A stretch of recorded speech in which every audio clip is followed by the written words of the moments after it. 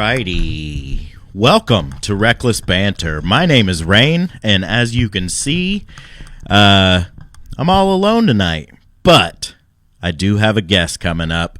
His name is Roy Black. He reached out to us and wanted to come on as a guest. He wrote a book, and he is here to talk about that tonight. What is going on? Desmond Black. Okay, so I put Roy Black on the live here. It's fine. Either or. Roy's my first name. Most as far as when I was going to school or like employment, they know me as Roy. But like family and close friends and loved ones, they know me by Desmond. Okay, awesome. Great. So you reached out to us. I asked how you found it. How did you find us? I forget. On Facebook, it's actually, I'm not sure, to be honest. I know it was a while ago, so it was either on Facebook or on Find a Guest. It was either. Oh, okay, yeah, I bet it was that. Okay, yeah. So if you go on there, then that's probably where it was. Because I go on there all the time. I find that to be most effective as far as finding guests for myself. So yeah, I've connected with a lot of people that way. You know, it's easier. I tried TikTok, Instagram, but they finding guests on there is flaky. A lot of people say okay, and then the day of, they just no call, no show.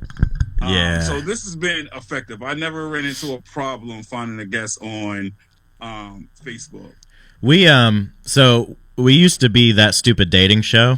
So basically, right. We were a show that talked about dating and like the modern dating scene and dating apps, and we'd have guests come in and tell us their dating stories, like the good, the bad, this and that. And finding guests was like the hardest thing about it. Like it was hard to find guests, but it was way harder to find good guests, you know? Like it was surprising, like we had several that really had zero dating history, and it's like, why are we here, you know? Right. Yeah. But yeah, we transitioned over to Reckless Banter. That way we can, you know, do whatever we want and have people like yourself come on. Yeah, and it's crazy because when I started following you guys, I subscribed when you guys were That Stupid Dating Show. Okay. That's awesome. So I'm not sure if that's how I started subscribing. I'm not sure because, you know, it's funny. I don't know if it's relationships or what, but like I noticed I've put flyers out there for love and relationships. I was, you know, certain topics I put it out there. Like I make a flyer. I'm like, I want to find guests that's willing to talk about love and relationships. And the crazy thing is, I might have found 2 participants when I put that flyer. Yeah. So I was like, forget it. I don't do that. I just put a flyer out there now. Like, hey, I'm looking for guests that, you know, that loves to talk, and I take it from there. They always inbox me and they say, what do you want to talk about? And I'm like, well, for first time guests, I usually just talk about anything that's comfortable for my guests. And after that, it's a topic that I choose. It's either you say yes or you say no. So That's been effective for me. Yeah. Yeah, you know, being That Stupid Dating Show, we were just kind of hung up on one topic. It was hard to veer away from that, and so that's why we switched over, and it's been a lot more fun. You know, like it was fun doing That Stupid Dating Show, especially when we had good guests. But it's more fun to be able to just like, if it's just the 3 of us just coming in and just talking about whatever, or if we have a guest, you know, we focus on the guest or whatever. But yeah, it's been fun. Yeah, I mean, I know you guys love it because I watched a couple of you guys' shows, and you guys be laughing. You know, it'd be the smallest things. You just you know, we have a good time. We always have a good time. Even like a lot of times we come in here with like zero idea of what we're going to talk about or do or whatever, and we just hit record and then just go with it. Right. Hey, Mom. Sometimes my mom's on the chat, by the way. She says, hey. Hi, Mom. I have a black brother. Did you know? I love it. That's awesome. All right, man. Well, let's put the light on you. Let's get to know you. Like I said, you wrote a book. You have a story to tell, and we are here to hear that story. Got you. So today, the name of the book is called "Let's Be Honest." Um, you know, kind of came naturally to, like, I've been wanting to write this book for years, since I was like maybe a sophomore in high school, maybe even a freshman. I'm not sure. And so many times I made attempts on writing it, but I just never really sat and really done it. It was either for reasons like I'm not sure I want my story out there, or maybe it's not the right time, or maybe it was just all the chaos that I was going through at the time. I'm not sure, but I've written pages and pages. Like, it was more so like ideas. But this year I said, you know what, I I want to take on the challenge of writing it. And I had my doubts in the beginning. It was rough in the beginning because I didn't know the direction or anything like that, because like the book is my autobiography, right? So it's all about me. So I did my research on how to structure an autobiography, what should be in it, what shouldn't be in it, how much detail. And in the beginning, it was so nerve wracking. And then I had to compartmentalize, right?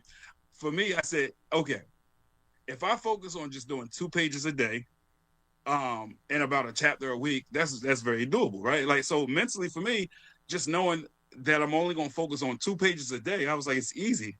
But I have 4 kids, so it's been times where, like, I went a couple of weeks without even writing a page, and that was nerve wracking. That was frustrating for me, but I persevered through that, and I just kept pushing. And I said, you know what, I gotta get this done.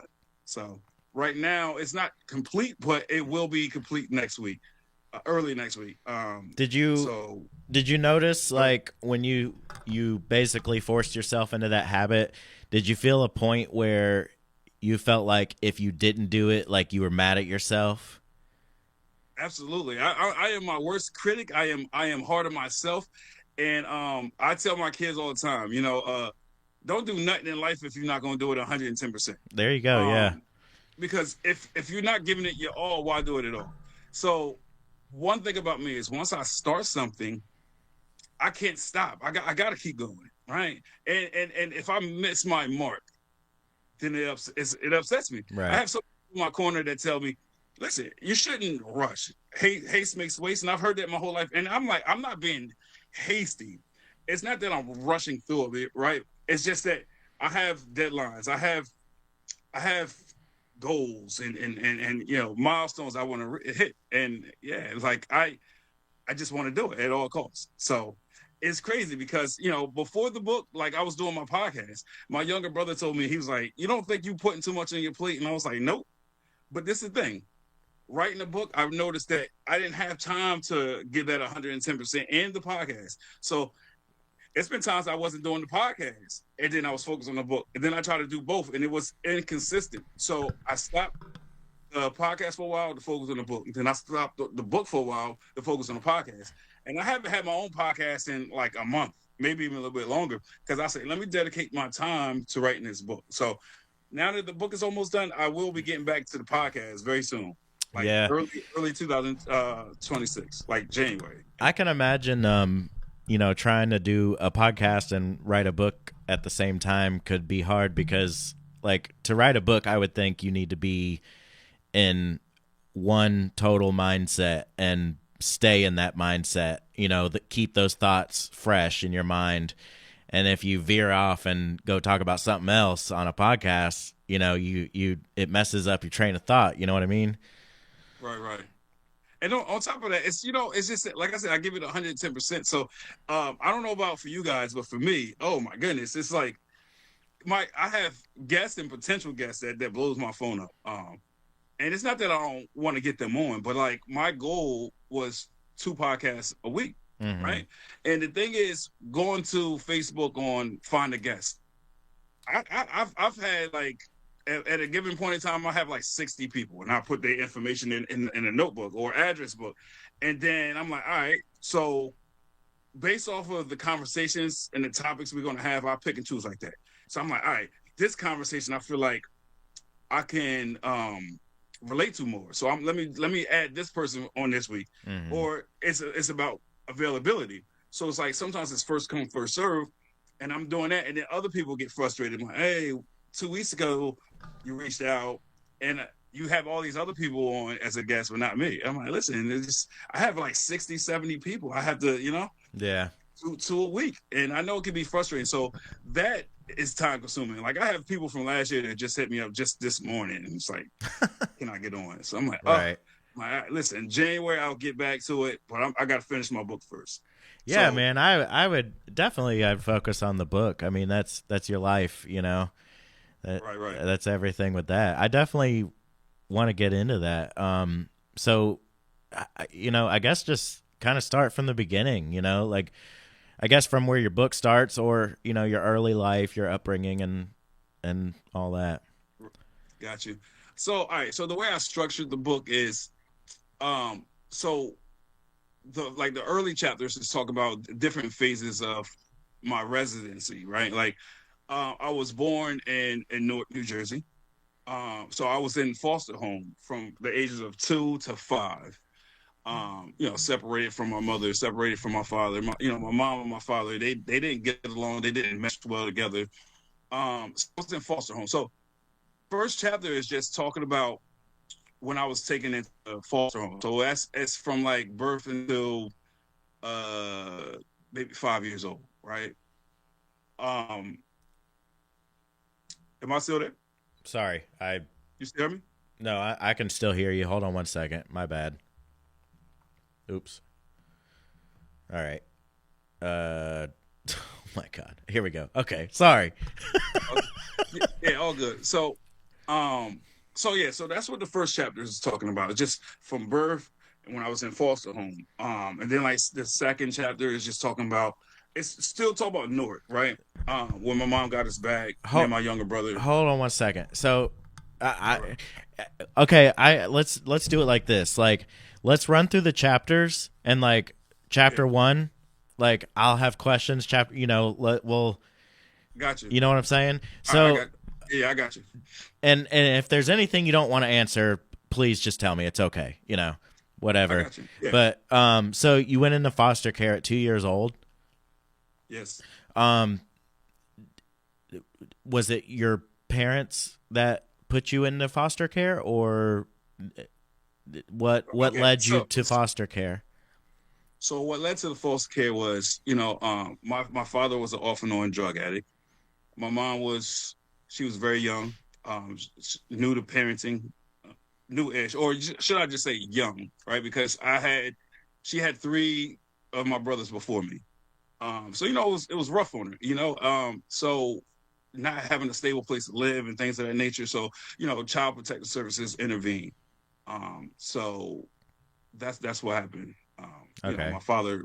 So basically, my father he came up with this plan that he thought he was going to get custody. So he actually called them to report my mother. Wow. But it backfired. So so it's just spawned from there.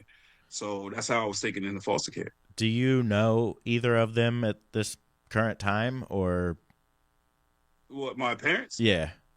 Yes. Oh, Yes, really? I'm in communication. Yeah. So once my mom got me back when I was 5, about to be 6 years old. I've lived with her most of my life, Okay. and then so the courts didn't award my father any visitation or anything like that. But my mom, out of the goodness of her heart, she allowed him to see it, me and my younger brother, every summer. You were So in that's what we foster did. care from what age to what age? From 2 to 5. Okay, I don't know why I thought like 15 or 16. So Oh that's no, why I asked, like, do you know them now? But okay, now it makes sense. My bad. I got But you. yeah, so your mom got you back, and Right. so you're in contact with your mom, obviously. Your dad too? Yes. Now I don't talk to my dad as much as I want to. It's hard because he lives in North Carolina. Okay.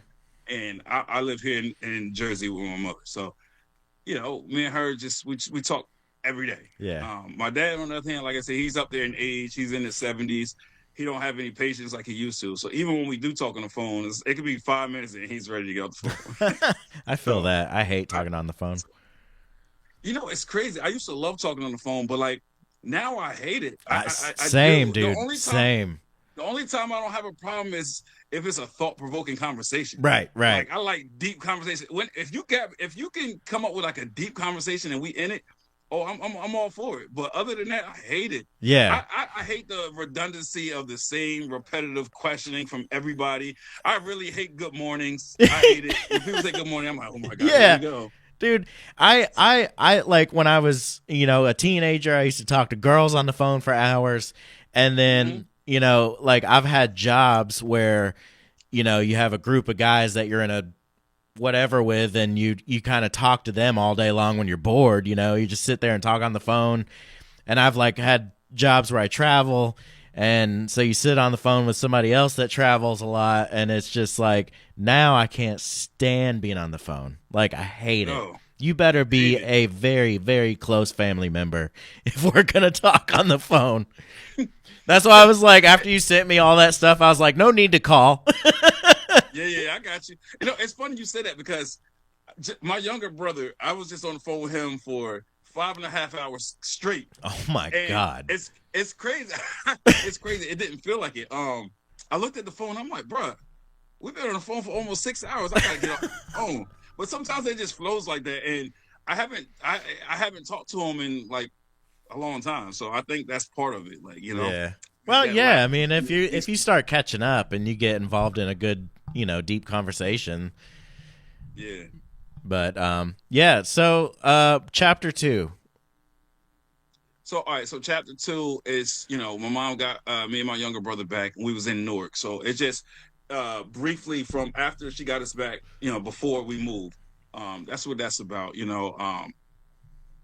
yeah. So my mom was, it's crazy. Like growing up, in school when the teachers and stuff ask you who is your hero, I always said my mother was my hero, and kids used to try to poke fun and pick on me for that, and but I was never no bully, but like it's crazy because I was feared, but they still picked on me. Yeah, it was the craziest thing. So when I'm 5'3", I'm in the same boat. Like I've been a bully at times, and I hate that I was that way, and I feel bad for it. But I'm also 5'3", and I've been bullied. I've been poked at with a broom. It's just like I guess it comes with the territory. Like I've stood up for myself, and then I've kind of cowered down. I can't relate with as far as that. Like they used to pick on me, but they used to fear me at the same time. Yeah. And so growing up, I had a lot of rage, a lot of anger. So I always wanted to fight. So for me, mentally, I said, I'm gonna fight the bullies. Whoever think they a bully, that's who I want to fight. So anytime I had a bad day, I was looking for a bully or anybody that resembled a bully. Yeah. And I was going to get my frustrations out on them. I used to humble a lot of people. But that's what I'm saying. Growing up, I never understood why people thought they was going to pick on me. Because when I put my hands on them, then they were like, oh, my God, like, oh, I'm never going to mess with you again. I know. Right. They develop a respect for you. Right. See, I don't know if it was, I think it's more so a fear. Because like I said, I had a lot of anger. And I used to go from 0 to 100. And so a lot of people used to look at me and say, where's this coming from? Like, why do you have to take it to the extreme? Oh, I see. That's just who I was. Well, I know anytime I ever stood up for myself and actually fought back, like whoever I was fighting that was 7'8" would, have a little bit of respect for me because I stood up for myself. Right. Now, see, I can understand that because growing up in my many years of living, I've seen that when people stand up for themselves, they gain respect. It's like, why wouldn't you respect somebody like that? Right, 100%. Especially a man. We looking at you as a man like, oh shit, he's doing what a man's supposed to do. Exactly. So the bullies, quite naturally, they'll leave you alone and go pick on somebody else. But when I see that, I'm like, oh nah, pick on me. No, I don't have no problems with you. I'm like, but you got a problem with that kid, so now I got a problem with you. And then he's like, oh man. Dude, I learned how to self-deprecate, when I hit my 30s. Like, I stopped caring what people thought. I understand my flaws. I see my flaws. I know what other people make fun of. And I just learned to just bounce off of that. Like, it's like 8 Mile at the very end when he, he says every bad thing about himself, then he drops the mic. It's like, you ain't got shit to say now. Right. Yeah. But yeah, so that's the first two chapters. It's my time in Newark. Yeah. So it's bad area. I don't know if you know anything about Newark, New Jersey, but bad area is shootouts like almost every day. Heavy in the gangs. It's just it's pretty bad. So chapter 3 talks about when we moved from Newark and my mom's moved us to Rehoboth Beach, Delaware. And we was living in a nice house from my maternal grandfather. He had given us the house to live in. We lived there rent free, and it was a big yard. The yard was like 60 yards, almost the size of a football field. So nice. We was living the dream when we was living there. Yeah. So but my time in Delaware, man, like again, I had a lot of anger issues. I had a lot of resentment. As I got older, I realized that my resentment was towards male figures or authority, people of authority.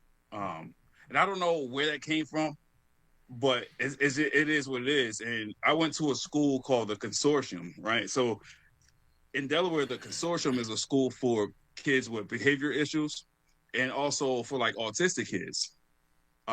They just grouped everybody, So yeah, that's why I went, and I used to fight like every day, every single day, and sometimes I don't even know why I was getting in a fight. Sometimes I just go to school and just got in a fight. Yeah. Going on the father figure thing. I mean, was your dad? Was he there a lot when you were a child, or was he not? So again, my father was an off and on drug addict, right? So he chose the drugs over his kids and his own sanity and his own well-being, but every summer we would go see him. Yeah. We would go stay with him for the whole summer. And for the most part, going to see him, it was pretty good.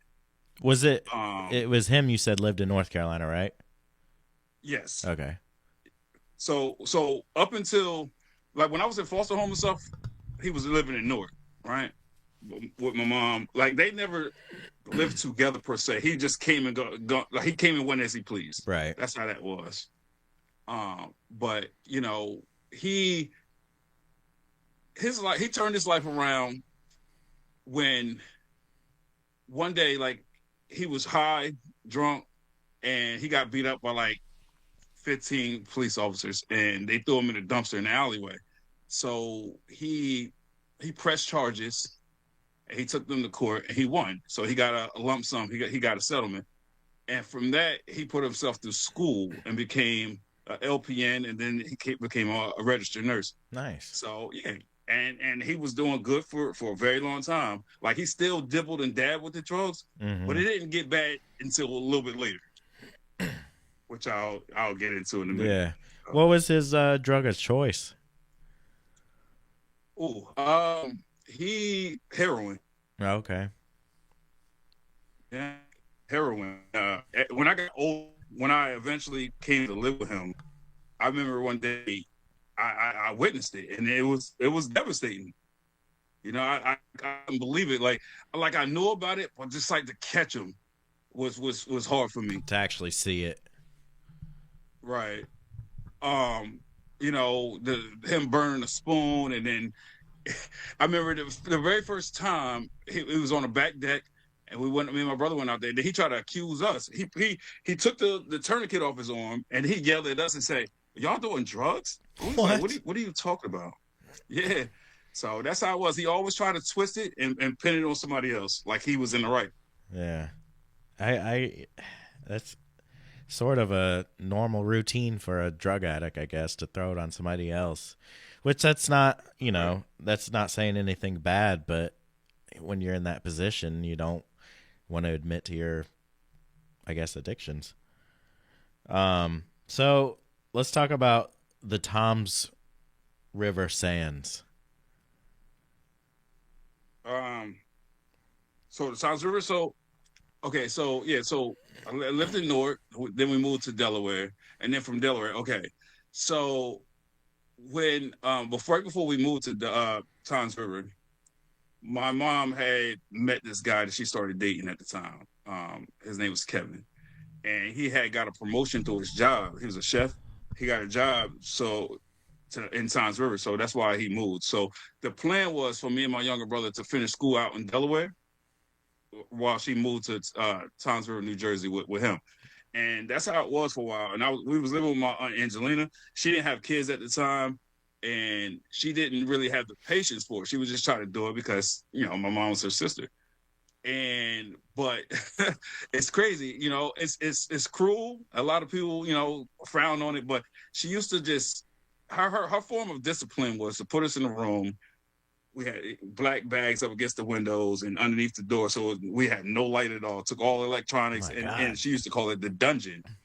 So what my mom had came down, and on my brother's birthday, because he's born 11 days after me, like a year and 11 days after me. So on his birthday, and we was locked up in the room. So she was like, "Oh nah, why are my kids in the room on their birthday?" She said, "Well, they bad." So they got into it, and my mom was like, pack their shit.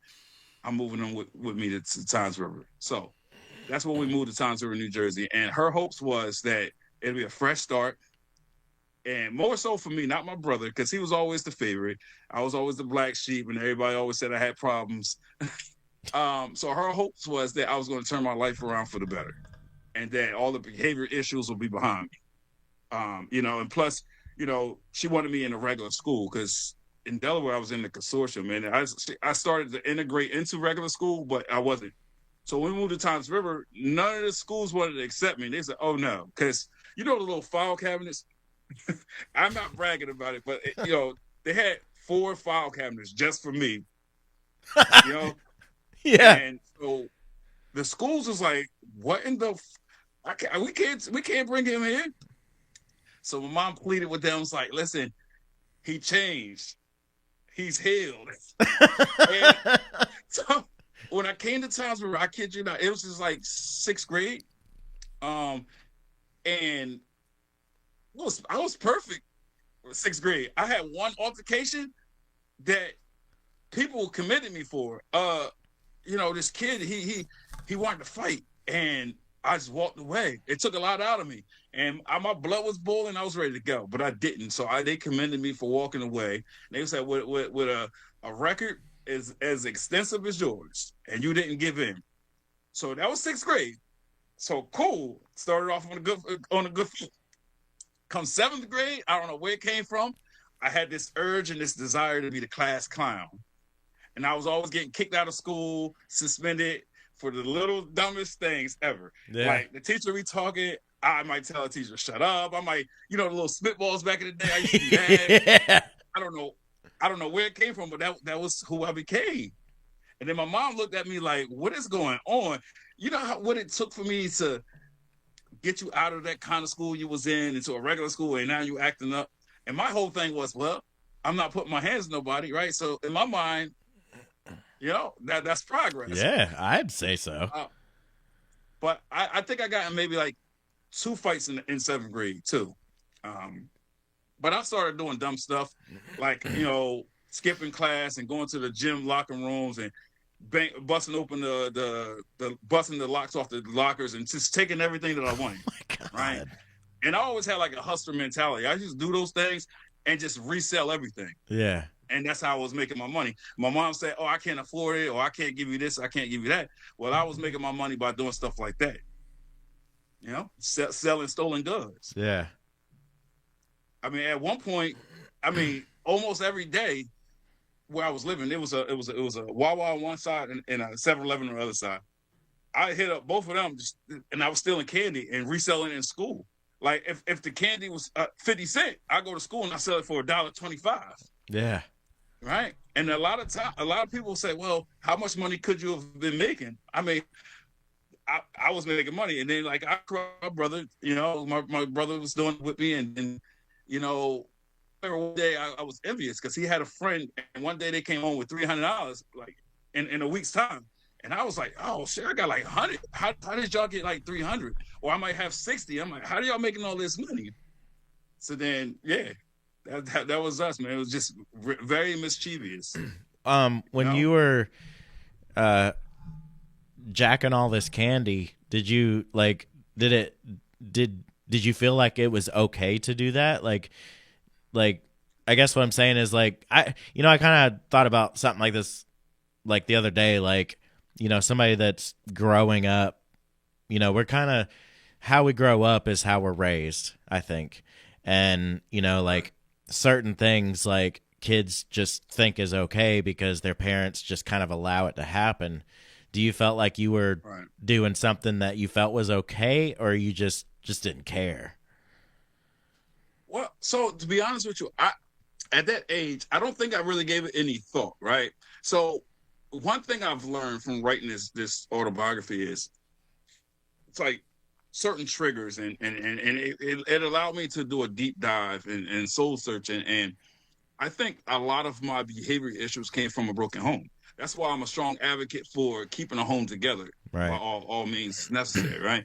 So my father was often on drug addict. He was in and out the picture, uh, and he was abusive to my mother, right? Um, so when I'm writing this book, I'm like, maybe that's where some of the anger comes from, right? Because sometimes we emulate what we see. Mhm.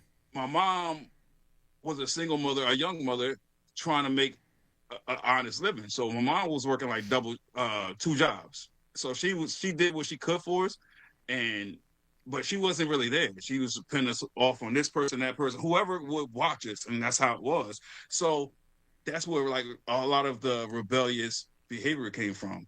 Having it's like you heard it saying, "It's too many cooks in the kitchen." Mhm. Yeah.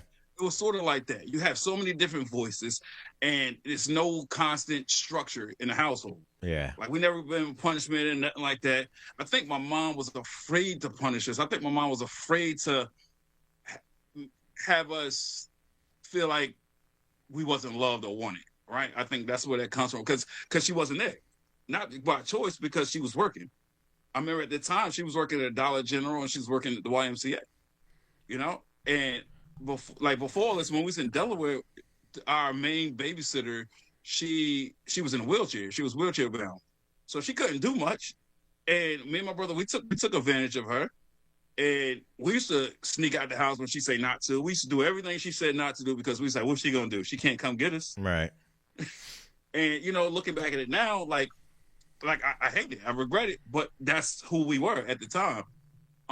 So I think that's where a lot of the behavior comes from. And growing up, just watching movies and TV and just listen to rap music and stuff. At a young age, I always run around saying that I'm a thug, I'm a Mhm. street guy. You know what I'm saying?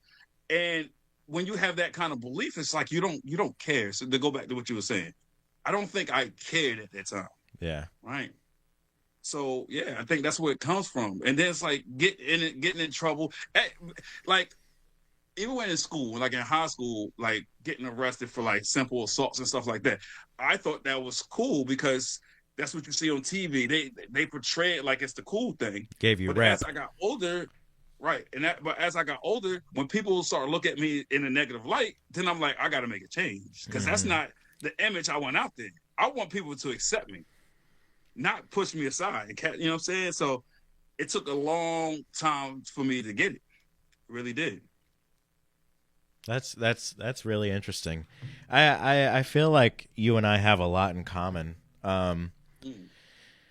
Uh, just based off our personalities, like I sort of get it in a way. But Right. so North Carolina, a turning point. Maybe you moved Mm. to North Carolina. Right. So okay. So this is the thing. I've got expelled from school couple times. So I think in times where I got kicked out of school, and like I said, I was a disruption. So the guy Kevin, my mom was dating at the time in Times River, he gave her an ultimatum. He says either he got to go or I'm walking out this relationship. And quite naturally, my mom said I would never choose a man over my children. So she chose me. but at the same time, like, when he was like, I'm done, and he cheated on a couple times, and then my mom looked at me as the worst thing in the world. She blamed me for all her downfalls. She blamed me for not having happiness or not having love in her life. And you talk about betrayal. For me, mentally, that it was damaging for me, because here it is, the one person that I said would never betray me, the one person I said was always my hero, is now looking at me and telling me I ain't nothing.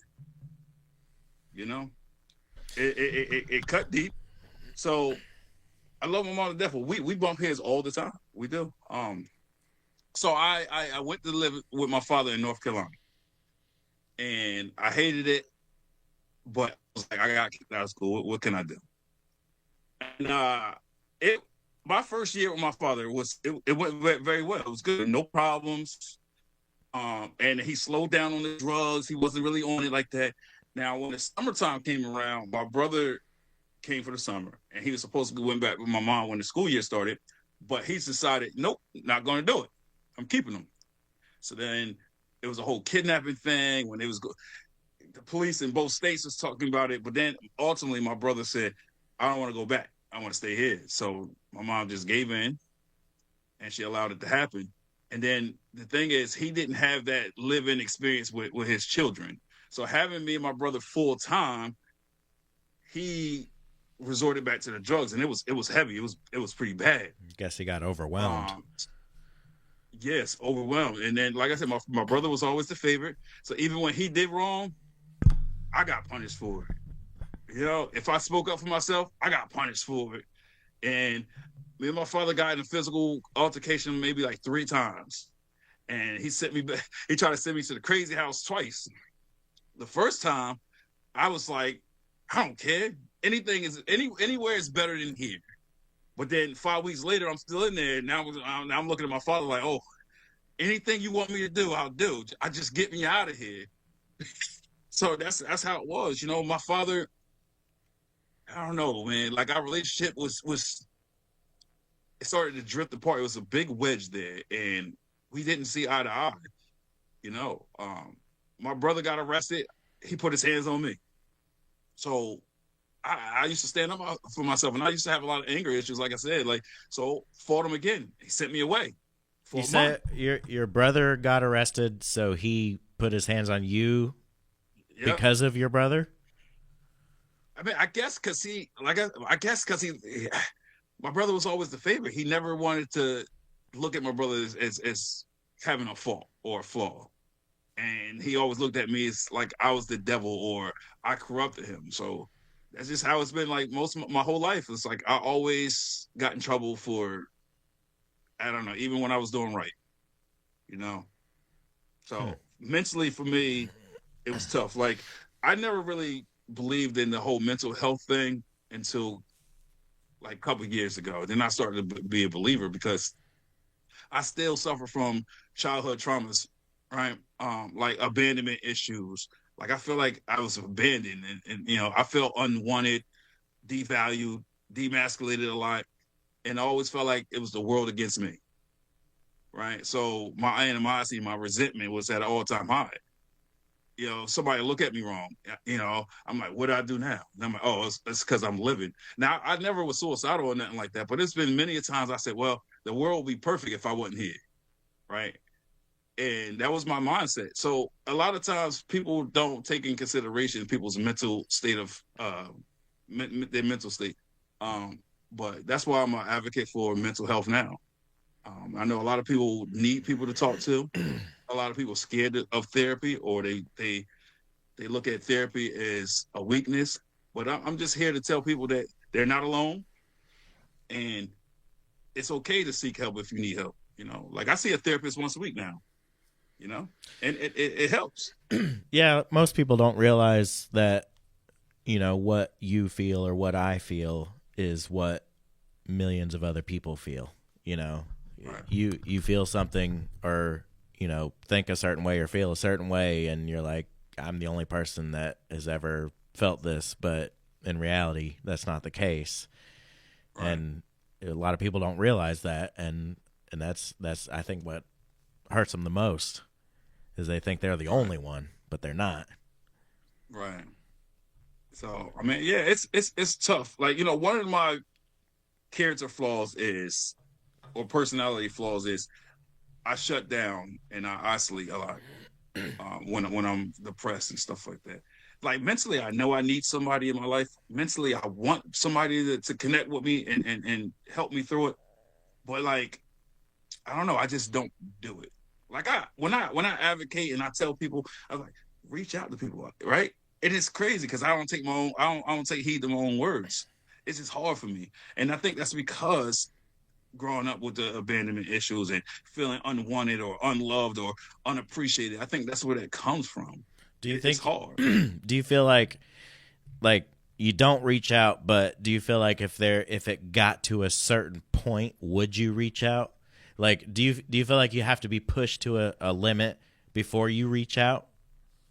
Mm, no, because I still really don't reach out. Sometimes people, they know me for who I am, and they'll reach out to me and say, listen, I'm not going to take your shit. Listen, you hurt right now. Allow me to help you.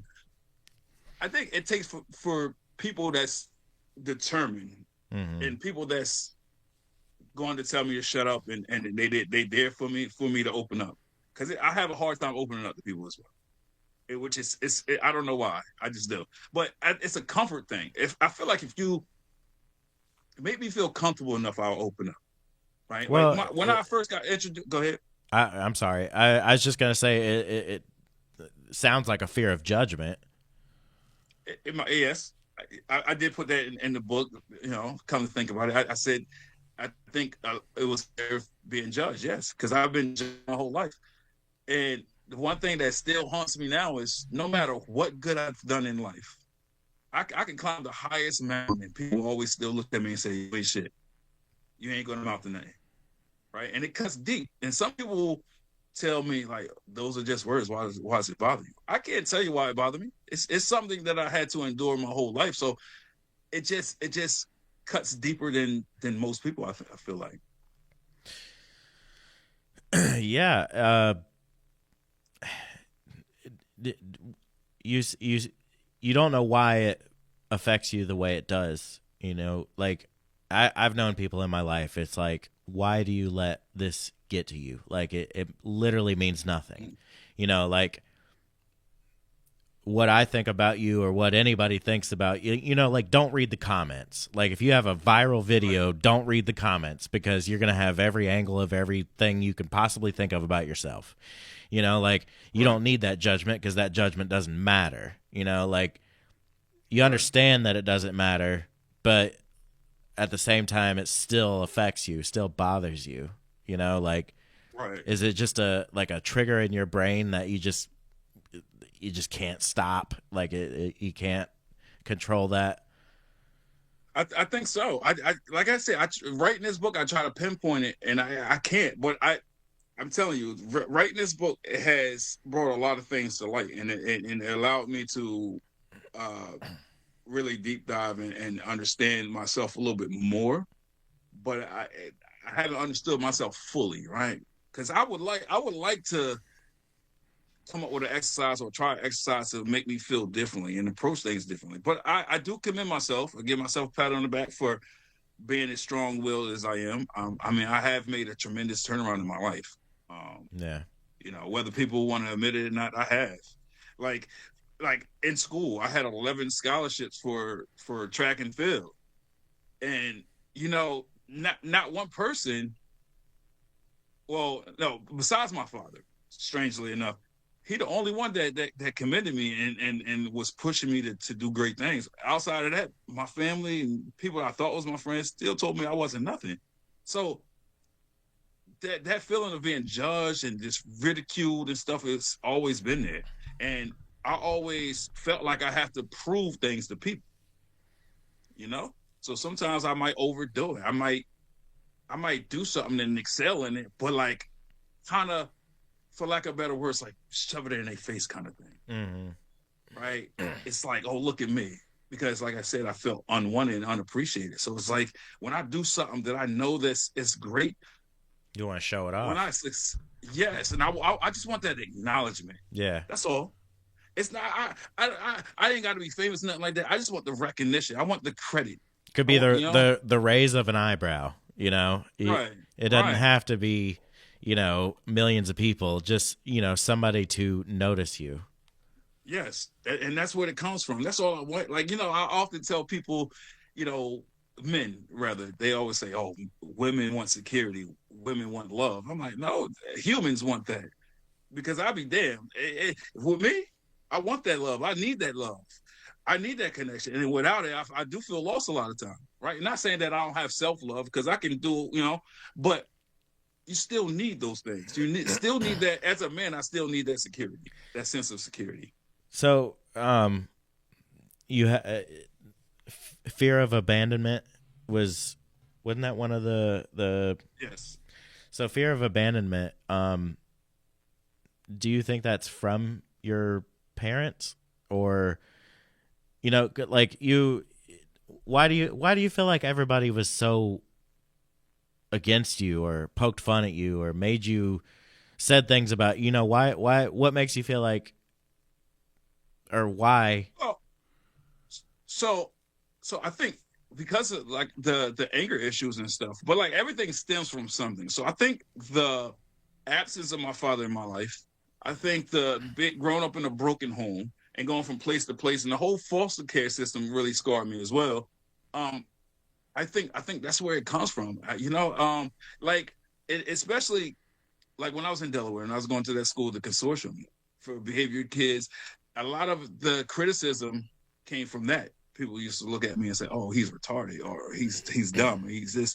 So my issues was behavioral, not academically, but academically I suffered because of my behavior issues. Right? Mm-hmm. I care about more about releasing the anger and stuff like that than I did about applying those efforts, to school. So I was a slow learner in certain things. That's another thing I commend myself for because once I had in my mind that I'm going to go to regular schools and I'm gonna do better, I did just that, and I still didn't get the credit.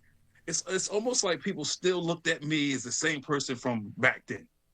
I had somebody tell me you're the same person you was 20 years ago, and that was the biggest insult to me. Yeah, I get that, dude. That makes sense. Like, seriously, I'm like, what? After all I've done, I'm not out here getting in trouble. I'm not out here fighting. I'm doing all the positive things. I'm a good father. Why can't somebody say anything positive or nice about it?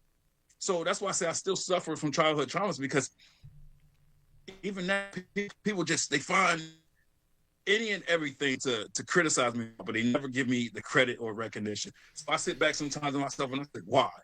Am I the problem? Am I that flawed? And then I isolate.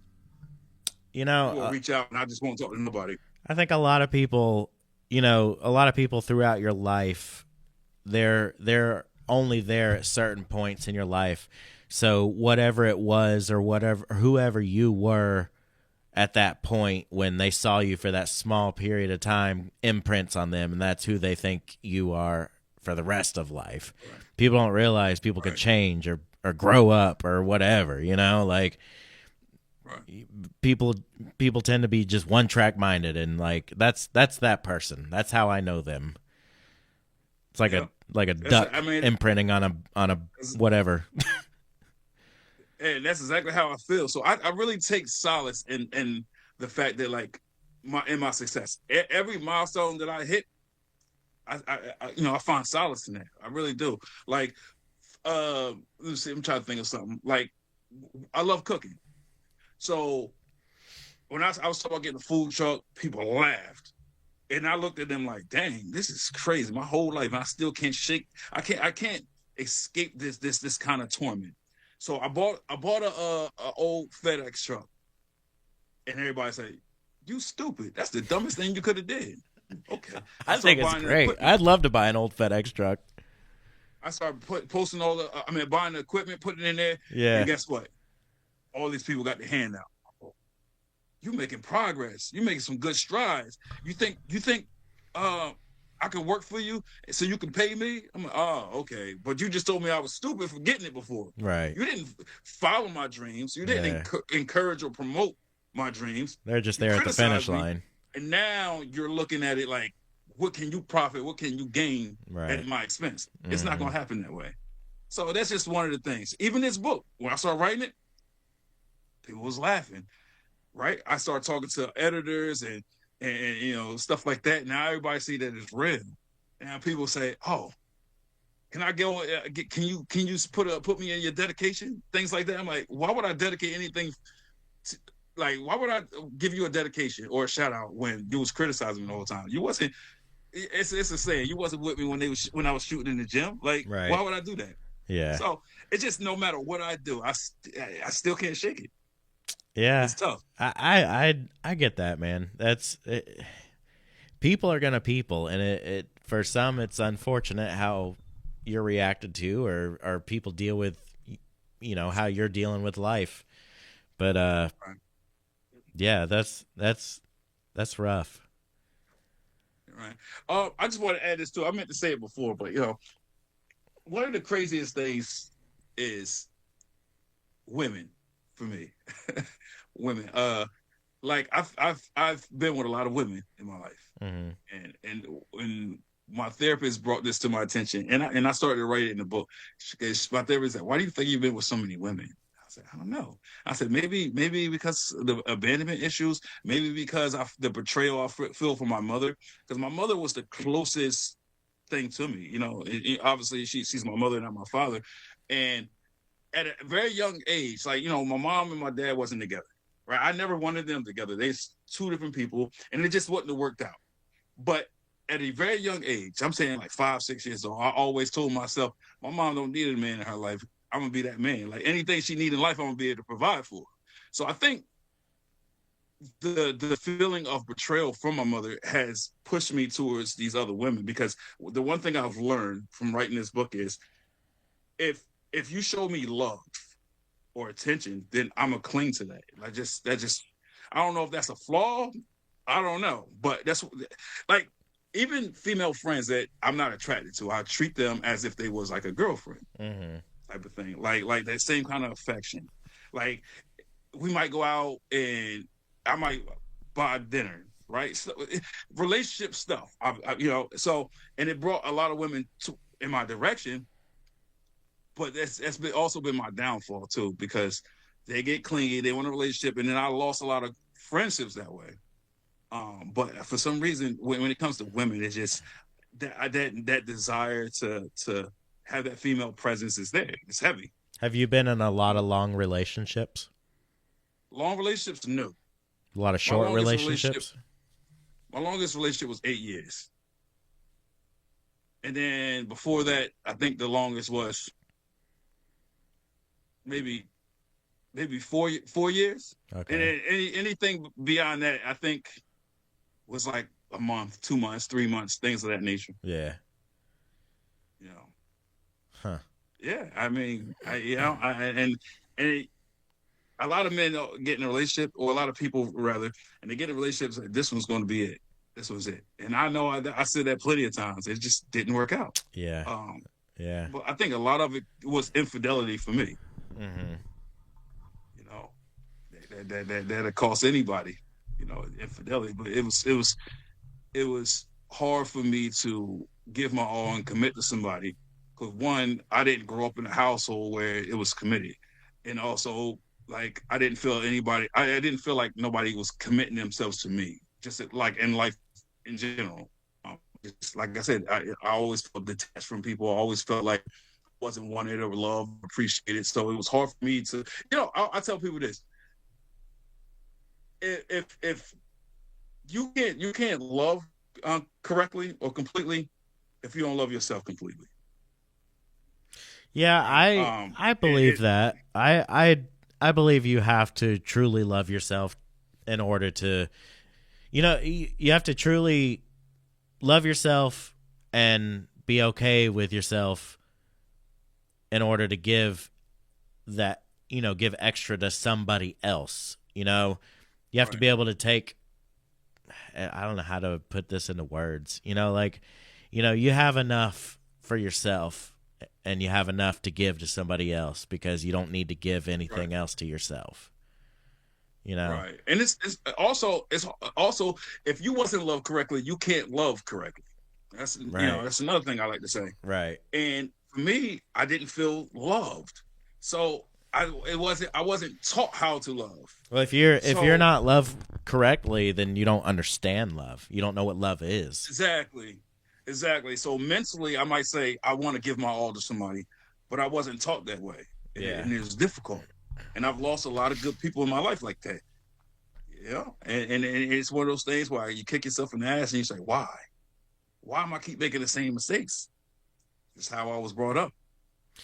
That's why now that I have kids, I look at life through a different lens, and I try to instill morals and stuff in my kids. Like, watch what you say to people because you never know the long term effects it's going to have on others, Yeah. right? And you never know who's going to be watching you. So when you're out in society, in the community, when you're in school, present yourself in a proper manner because the people you don't think that's watching you, like maybe in 10 years you might run into somebody and you're looking for a job and they might be the person that's in charge of hiring.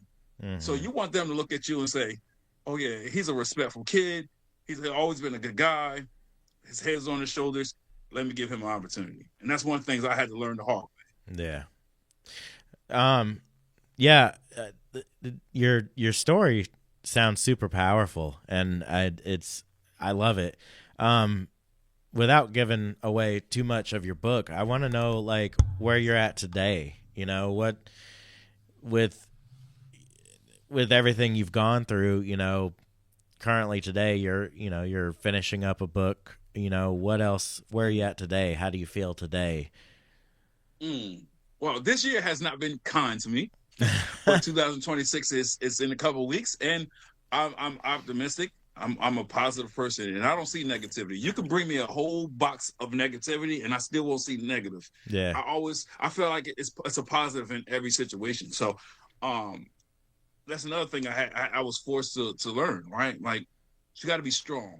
Right, I can't allow myself not to be strong. So, I want to start building on this food truck thing because I have a passion for cooking. I love to cook, so I just want to continue to do that, and hopefully I can have the food truck built this coming year, and then I'll continue doing my podcast. And then down the line I'll focus on writing other books because I do want to do so. This autobiography is from birth to 18, Okay. and down the road I want to do a follow up where it's from 18 to present day.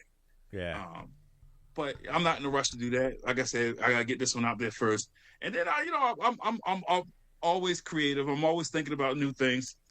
So I was thinking about trying my hand in like a romance novel and see if I'm successful in that. So I always love to read, write, draw. It's just a couple of things I have talents in and interest in. I always liked psychology and sociology. That was big for me.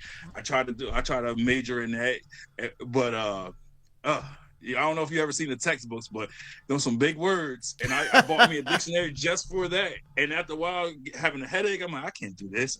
But I still enjoy psychology and sociology. I'll get a simpler type of book, and I like to study that. Yeah. So for my podcast, it's therapy for me. Yeah. It allows me to converse with other people, because my social life is in the gutter. And like when I do my podcast, it just brings joy to me. A lot of people look to me or turn to me and say, you encourage me, you uplifted me, right? Mm-hmm. So you encourage me. So I like that. And I tell you one thing, since last year doing my podcast, the amount of love and respect that I've got is tremendous. Yeah. Right. When I look at my whole life, I'm like, wow, where was all this love my whole life? Right. So, yeah. I love the podcast. I do. Yeah, I definitely enjoy doing the podcast. I'm coming up on just January. It'd be 2 years since I started it. 2 years. Okay, yeah. So I started last year in June. Yeah. So What yeah, that's where I'm at with it. What tipped you over the edge to start your podcast? So in the beginning, it was supposed to be a bridge to my food truck, right? Yeah. Because I before I do anything, I like to do my research. So I was like, all right, how do I start a food truck business? So I bought 4 books from Barnes and Nobles on how to run a successful business. I Googled a lot of stuff, and one thing they all had in common was you need traction, right? You need clients or potential clients. So they was like, go out and do food samplings, start your own catering business, or social media, cook food, take pictures and put it on social media. So in the beginning, it was supposed to be just for that. I was like, if I start a podcast, talk. So initially, I was going to talk about just food, but now I was like, no, because a lot of people was like, I don't know food enough to talk about it. So I was like, all right, no matter what I talk about, whoever follows me on my social medias on podcasts, they'll come right over when I start the food truck thing. So in the beginning, that's what it was supposed to be for. And little did I know, I was gonna come to love it. Like now, it's my baby. It's like I a like part of it. you. So now it's not about food. Yeah, it's a part of me. But yeah, that's what made me start doing it. And it's crazy because my older brother, we have too many things in common. Like he's also a chef.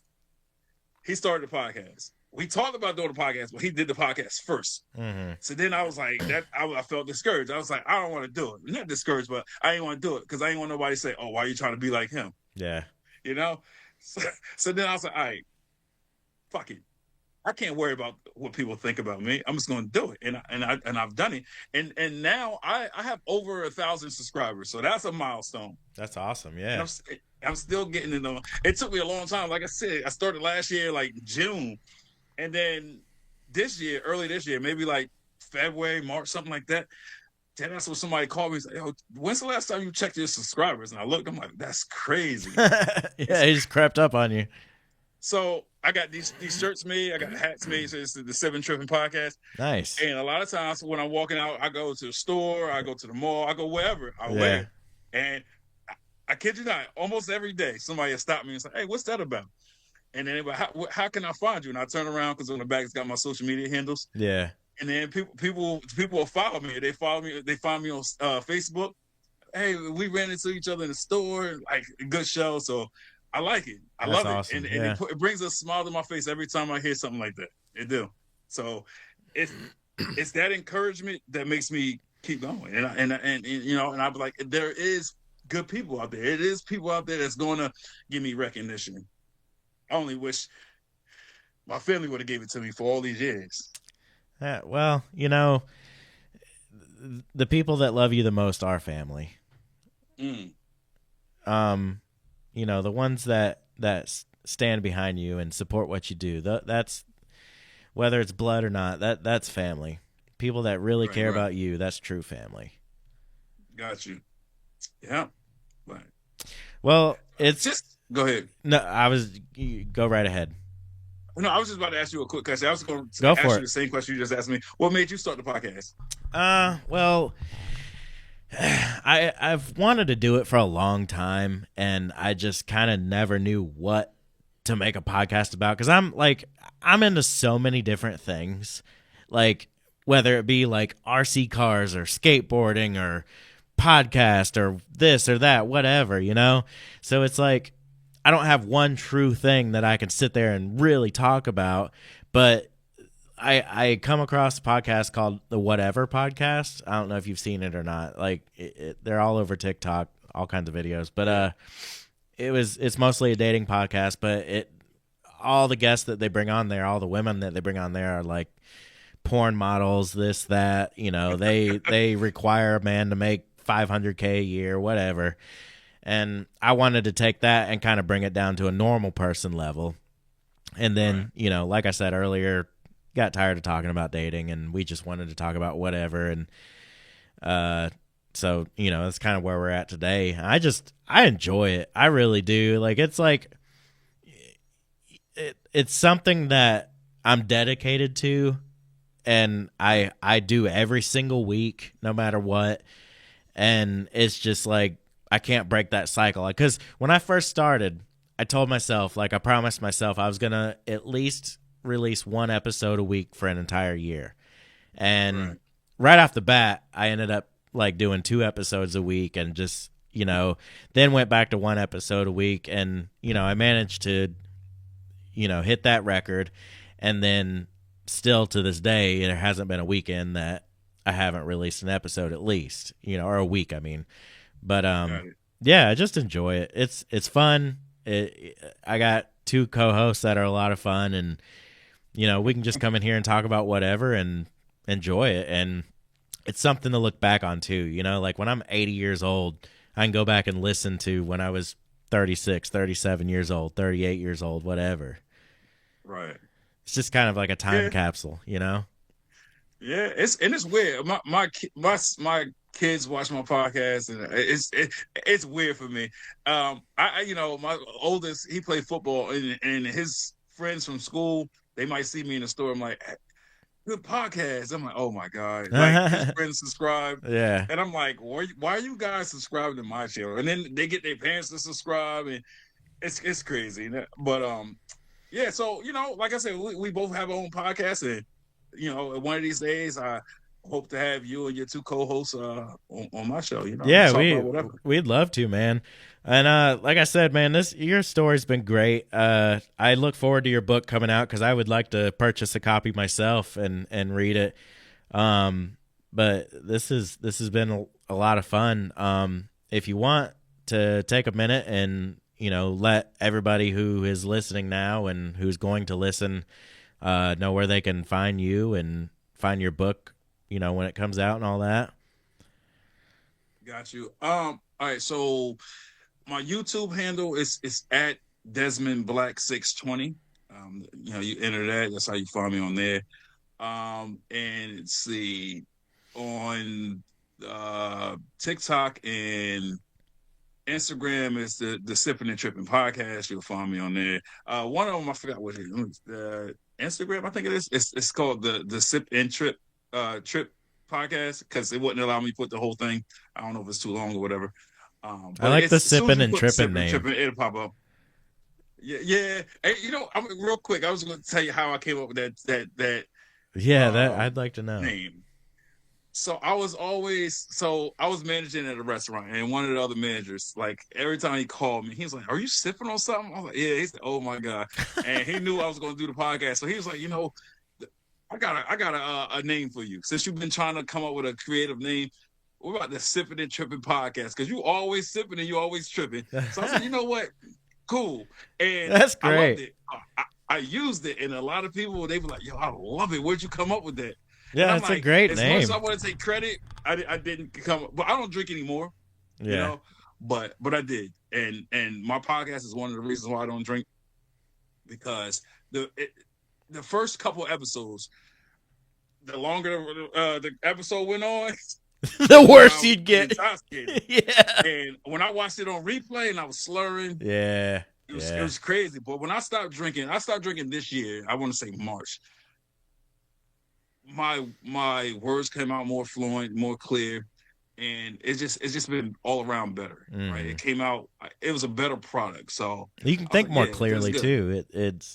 I've had episodes where I've drank way too much, and I've had episodes where I don't drink, and it's a tremendous difference.